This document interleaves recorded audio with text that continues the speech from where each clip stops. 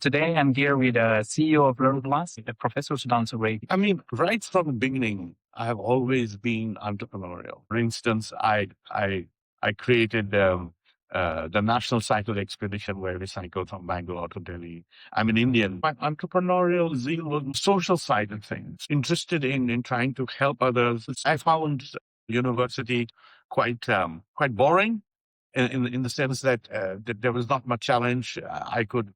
I could just 3 to 4 weeks reading the material, and I didn't have to spend the whole year.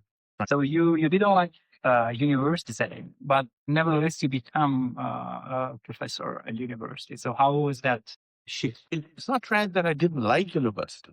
I just didn't like the way the university was structured. Small amount of content.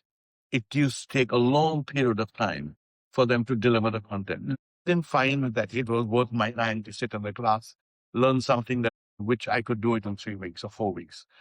Then I also stood for elections at the university as the president of the student union. Of course, I lost, but I still tried. I had my own team, and I had all of that. I lost the elections, but the idea was that I could go. Why is that answer? What precisely has to be done, the idea will come later. So you have a network, you have an ecosystem where that you have like-minded people or doers who believe that we need to do something, but exactly what has to be done will emerge. And it keeps emerging time to time. As a student, sometimes it is for helping somebody replace the kidney or deal with the kidney or be against the drugs. So I also did the anti-drug march and all of that, the whole movement. So it's many, many things. So I think more than just the idea, you create the space, the entrepreneurial space for the idea to flourish. For example, think about it like a field, right? You have to keep preparing the field before you plant the seed, right? Yeah. So if you don't prepare the field, if you just throw the idea, it won't flourish. So we need to prepare the entrepreneurial space before we before we run with the idea. And that has always been my drive, is to prepare this space. Always, whatever I do, even continue to tinker with teaching. I continue to tinker with how do I get more impact with students. I continue to make connections, to have people understand my point of view, understand that the universities are losing out in this in their promise to help society become more refined, better, because they are not in line with the technology. They sometimes miss the technology. So starting Learnplus was not so difficult because the space was there. I've done the immersion pilot projects for the last 2 decades. The only difference was that I took European students to India. So starting Learnplus based on that is not very, very, very difficult because I have all my networks in place. So the space has been already created. I think that's the more important part. The way I see things is that the team, the idea comes later. One needs to continuously build the space. Why did I start Learnplus after 23 years? Why not before 23 years? When I look back at it, I think the main challenge of not starting Learnplus before was that the space was not mature. But I think I became lazy. It's very easy to receive a salary. A month you get a salary, and this stuff is not a very high salary, but I mean, based on the competency I have, I don't believe that the salary was sufficient, but it was a standard, right? And you have commitments, you have all of these things, and it's very easy to fall into this intellectual laziness that, I have a salary, I don't want to do anything dramatic. It will hurt my lifestyle. It will hurt the society's impression on me. I was an academic, and all of a sudden I start an entrepreneur. What will they think? How? All kinds of ideas, right? So it was mainly a fear, but eventually, if the drive and the commitment and the belief in the truth that you have more to do in your life, is stronger than sheer softness and laziness, this will prevail. It will be 33 years for this to prevail, but it eventually prevails.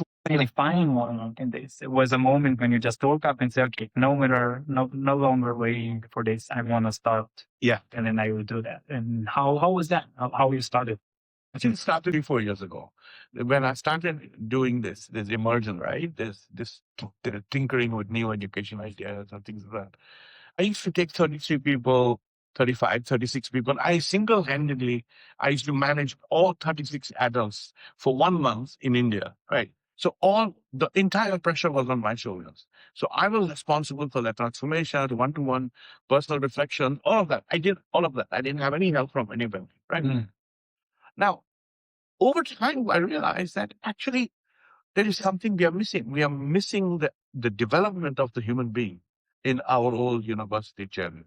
We are missing how do we create better people, more whole people, happier people, more responsible people, not just people who will get a salary, more connected to others, including themselves, right?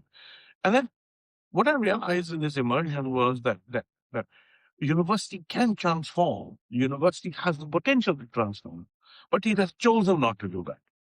And that was the moment that was the trigger. Now, I don't want to be part of something that given a choice, all right, they have chosen to take a more easy route and not a more difficult route. I take the difficult route because it's not easy to help engage people because things can go wrong. It just may happen. Some people may not like to transform. Some people may just say, why are you helping me? I can do it myself. So you have a variety of human beings on this planet, right? A large number of them want to work with them. But you also have a small number of them who want to be part of the journey, but really don't want to transform.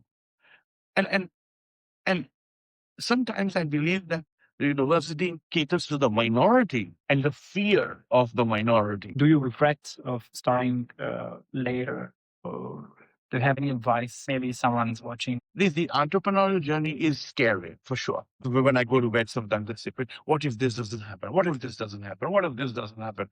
Now, then what do I changes? And I myself would fail sometimes.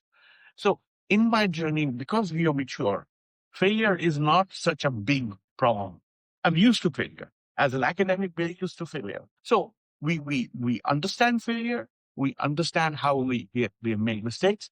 We go back to the drawing board and then we redraw.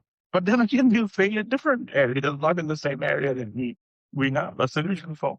So this is a constant journey of failure, trying to improve the failure, and then failing in some other area that you didn't think of earlier. So, and as mature people, as we go forward, the number of failures reduce because then we have covered a lot.